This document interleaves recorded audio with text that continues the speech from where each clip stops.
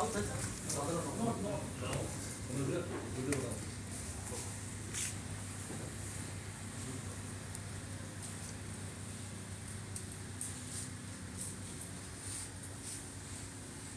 दिल्ली। आज भारत सेवा न्यूज आया हुआ सादरा नॉर्थ में, जहाँ के कर्मचारी हित की बातें हुई हैं। बहुत भारी मीटिंग हुई है। पूछते हैं नेता लोगों से उनके बारे में क्या बातें हुई। सर नाम बताएंगे? सबसे पहले आपका चैनल का धन्यवाद करता हूं। मेरा नाम राजकुमार सिंघान है।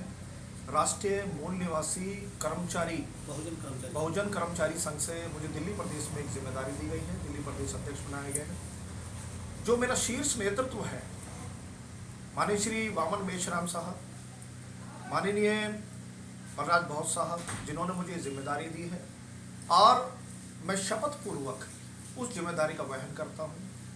कर्मचारी हितों में कार्यों को लेकर, उनके रेगुलेशन को लेकर, उनके एरियर्स को लेकर, उनके टर्मिनल बेनिफिट्स को लेकर आज ये बैठक हुई। तो मीटिंग में एक निर्णय लिया गया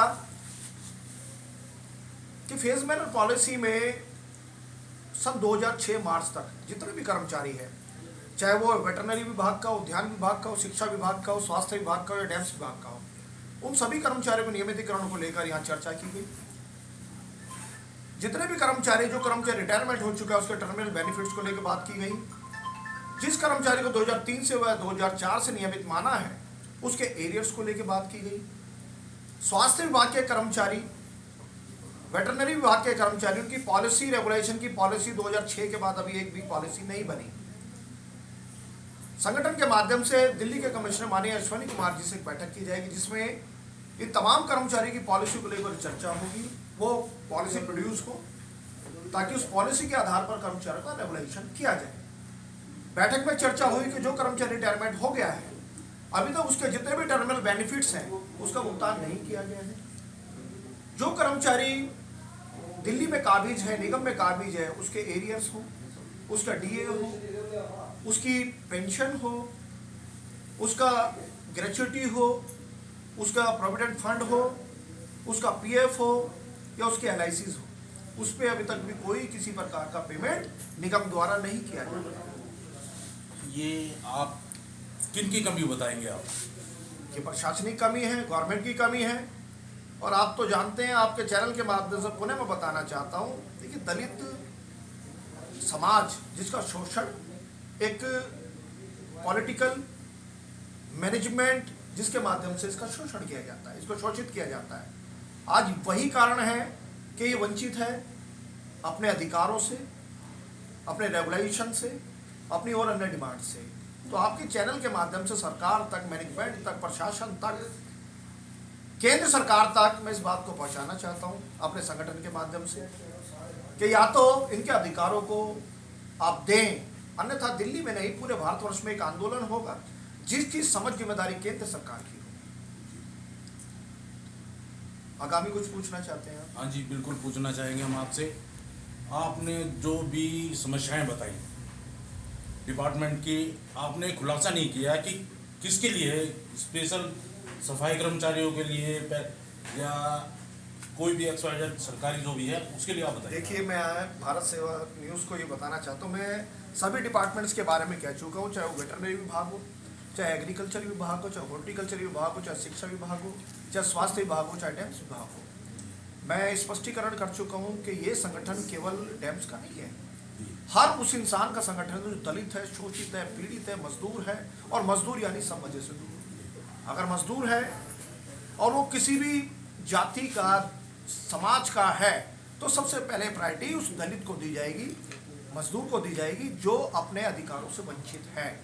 लिहाजा मैं आपके चैनल से पुनः आपको फिर एक बार बताना चाहता हूँ कि 12 के 12 जोन दिल्ली में तमाम वाल्मीकि समाज के लोग सफाई पेशे का कार्य करते हैं, और अन्य विभागों में भी है, लेकिन 90% वाल्मीकि समाज के जो नुमाइंदे हैं वो केवल सफाई कर्मचारी का कार्य करते हैं। और सफाई कर्मचारी वो कम्युनिटी है जो सुबह 6 बजे उठकर अपने बच्चों को छोड़कर पूरी दिल्ली का भ्रमण करती है, सफाई व्यवस्था को दुरुस्त करती है, पर्यावरण जो है इसको शुद्ध करती है।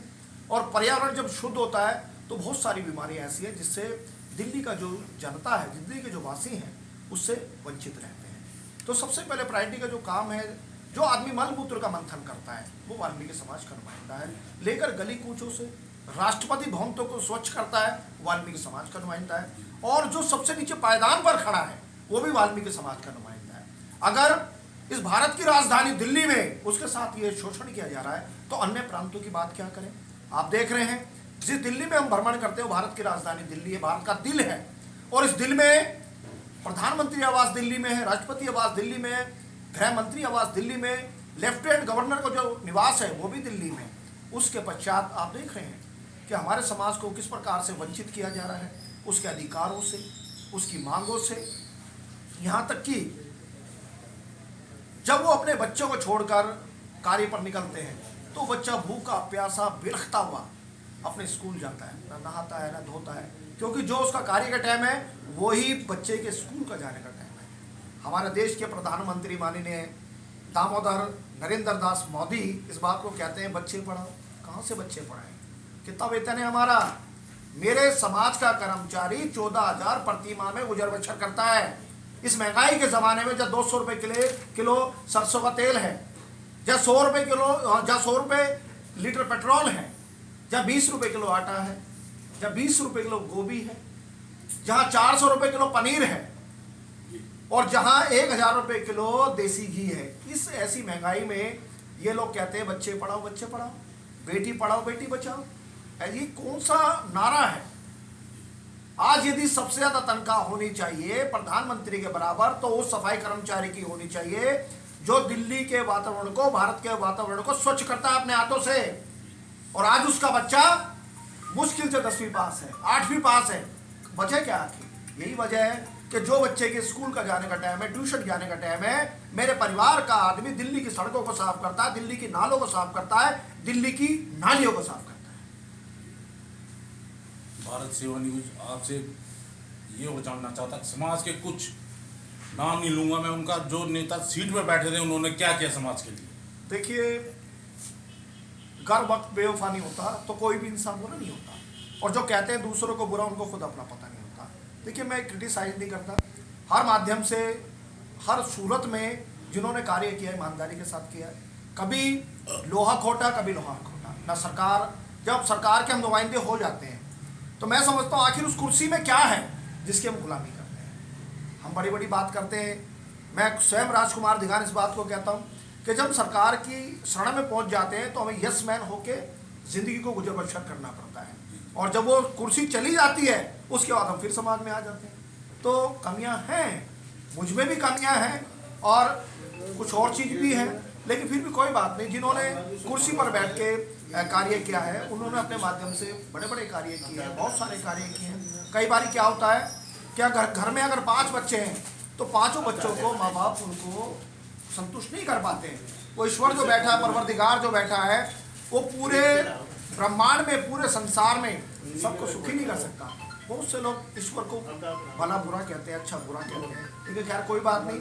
जो अपने माध्यम से काम कर रहे हैं, अपनी सूरत से काम कर रहे हैं, ईमानदारी के साथ काम कर रहे हैं, मैं इसमें क्रिटिसाइज नहीं करूँगा। भारत सेवा न्यूज से सर बताएंगे आप नाम? सभी साथियों को जय देव, जय मूल निवासी।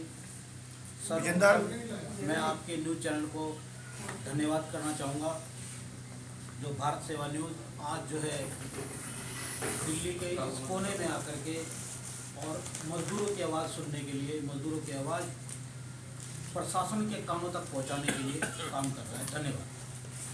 साथियों, आज जो यहाँ मीटिंग ली गई है सादरा नॉर्थ के रोहताश नगर में माननीय राजकुमार दिगान साहब के निवास स्थान पर, ये जो मीटिंग ली गई, इस मीटिंग का उद्देश्य था पूरे दिल्ली के जितने भी कर्मचारी हैं, चाहे वो किसी विभाग से हों, उन सब की समस्याओं को सुनना और उन समस्याओं के निदान के लिए आगे की रणनीति तैयार करना।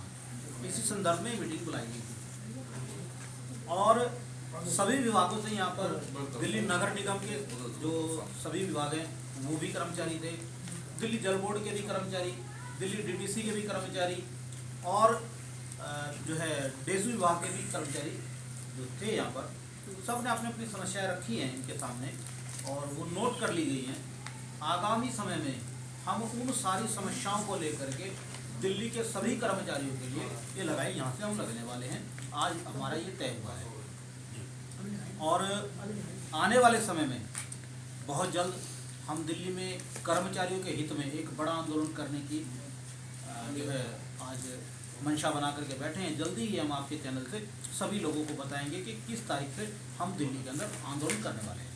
धन्यवाद। जैसे चुनाव का समय चल रहा है बलराज जी, तो आप बताएंगे कि कौन सी पार्टी ने, खासकर आज वाल्मीकि समाज जैसे बताया कि बहुत ही परेशान है, कौन सी ऐसी पार्टी है जो इस समाज का भला करना चाहती है, ये भी बता दीजिए सर। जहाँ तक मुझे समझ है, मैंने जो इनको ऑब्जर्व किया है कि सभी राजनीतिक दल जो है काम कर रहे हैं जी। अभी तक एक भी ऐसी पार्टी नहीं है जो कि सही मायने में मजदूर हित में काम कर रही है। क्योंकि यदि ऐसा होता तो जब वर्ष 2020 में श्रम कोड आया तो उस समय अन्य राजनीतिक दलों का उसको विरोध करना चाहिए था, क्योंकि 29 कानून जो समाज हित में थे, कर्मचारी हित में थे, उनको रद्द किया गया और 4 कानून लेकर के आए। 29 को खत्म करके 4 बनाए। तो वो कहीं ना कहीं ये मंशा दर्शाता है सभी राजनीतिक दलों की कि ये कोई भी मजदूर हित में काम करने को तैयार नहीं है। यदि होते तो वो जरूर मैदान में आते और बोलते। इस संदर्भ में मैं आपको याद दिलाना चाहता हूँ कि एक बामसेफ नाम का संगठन है, उसने जंतर मंतर से लेकर के पूरे भारत के अंदर एक बड़ा आंदोलन किया 5 चरणों में, और उसका रिजल्ट ये हुआ कि उस काले कानून को कुछ दिनों के लिए ठंडे बस्ते में डाल दिया गया।